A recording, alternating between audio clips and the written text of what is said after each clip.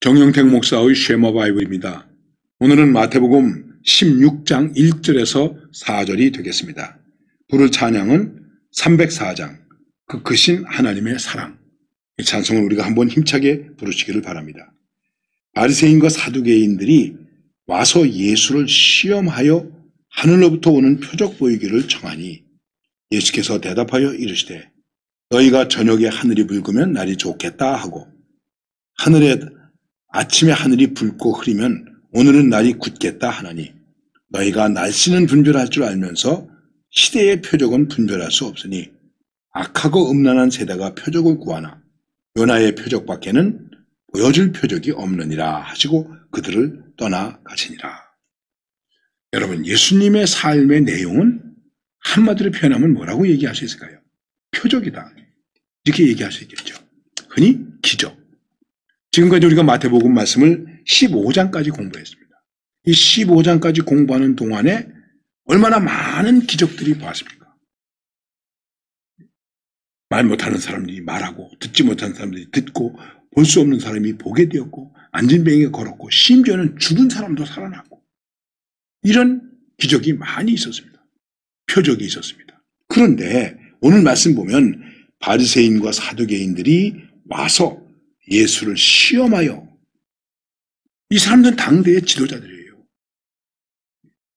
아주 하나님을 잘 믿는다고 그러는 사람들이에요. 와서 예수님에게 하늘로부터 오는 표적 보이기를 청하니, 당신이 하늘로부터 온 사람, 하나님의 사람이면 하늘로부터 온 표적이 있지 않겠습니까? 표적을 좀 보여주세요. 아니, 지금까지 한 표적은 무엇이겠습니까? 여기서 다시 한번 여러분들에게 말씀드리겠습니다. 기적과 표적, 이적과 표적은 무엇이 다른가? 여러분, 표적은 가리키는 것입니다. 알게 하는 것입니다. 자, 이정표가 있죠? 그래서 서울로 가시오. 서울로 가는 표적이에요. 그러니까 이적은 하나님을 알고 믿게 하는 표적이 되는 거예요. 물고기 2마리와 떡 5개를, 보리떡 5개를 가지고 5,000명을 먹였다. 이적이죠. 그러면 이게 우리에게 무엇을 가르쳐 주는가 하는 표적이 되어야 되잖아요. 지금까지 이 사람들에겐 예수님의 그 많은 기적이 표적이 되지 못했어요. 그래서 주님께서 말씀하십니다. 예수께서 대답하여 이르시되 너희가 저녁에 하늘이 붉으면 날이 좋겠다 하고 아침에 하늘이 붉고 흐리면 오늘은 날이 굳겠다 하나 너희가 날씨는 분별할 줄 알면서도 시대의 표적은 분별할 수 없느냐? 여러분, 우리도 자연현상 속에 그런 게 있죠. 옛날에 시골에서 농사 짓고 모심기를 하고 그러지 않습니까? 그럼 모심기 하다가 거머리한테 물리는 때가 많았어요. 옛날엔 그 거머리가 참 많았어요. 그런데 이 거머리 물린 데가 이제 아물어서 낫게 될 때가 되면 좀 근질근질해요. 가려워요. 그러면 어른들이 뭐라고 말하냐면 그것을 이렇게 긁으면서 비가 올려나? 거머리 물린 데가 근질근질하다고.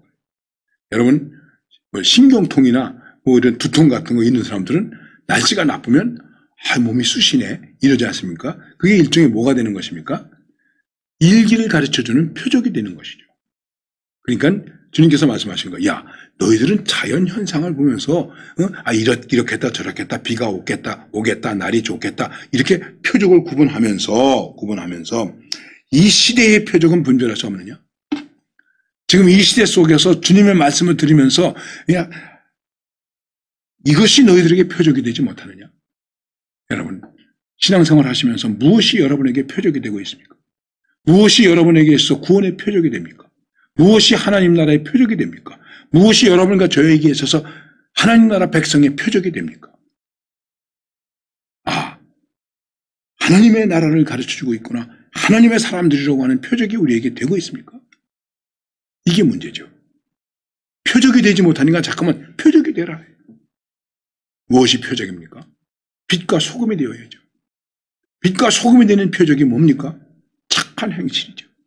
이것을 보고 하나님께 영광을 돌리게 된다. 자, 그 다음에 예수님께서 이렇게 말씀하십니다. 그래, 너희들이 표적을 구하는구나.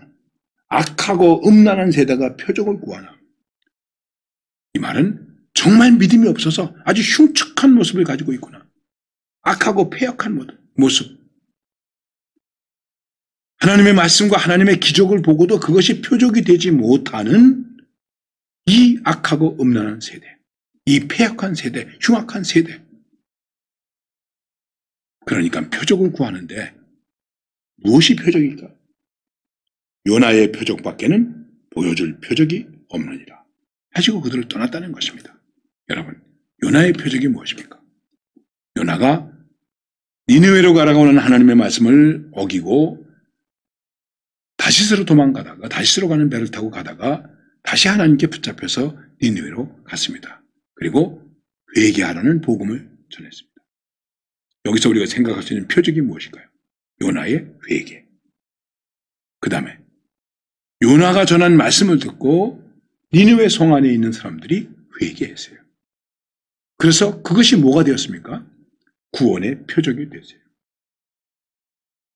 여러분, 우리의 신앙생활 속에서 진정한 회개보다 더 귀한 은혜의 표적은 없는 것입니다. 이 표적이 제대로 되지 못한 사람은 잠깐만 뭐 다른 표적이 없나? 표적을 구하는 거예요. 믿음이 없는 거예요. 불신앙 속에서 살아가고 있는 거예요. 진정한 회개의 표적이 있습니까? 구원에 이르는 회개의 표적이 있습니까? 니느웨 성의 구원의 표적은 백성들의 회개였습니다. 요나의 회개, 백성들의 회개, 그래서 하나님의 구원이 있는 것입니다. 마찬가지입니다. 그 당시에 이 말씀을 들은 바리새인들이 먼저 회개했어야죠. 사두개인들이 먼저 회개했어야죠. 그러면 백성들도 따라서 회개했을 것입니다. 교회의 문제, 누가 먼저 회개해야 될까요? 목사와 장로가 먼저 회개해야 되겠죠.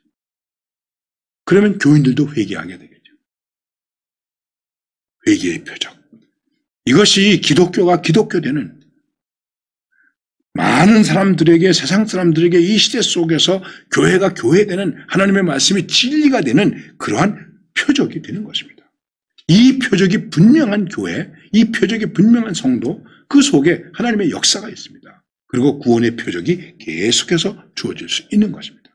이것을 다른 것으로 바꿔치게 하려고 하면 안 됩니다.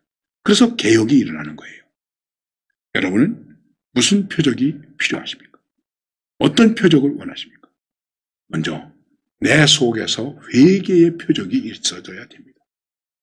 회개의 표적이 있으면 그 다음에 그것이 이 시대를 구하는, 교회를 부흥케 하는, 우리를 회복시키는 은혜의 표적이 될 수 있는 것입니다. 이 표적을 구하면서 그 표적을 갖고 승리할 수 있기를 간절히 바랍니다.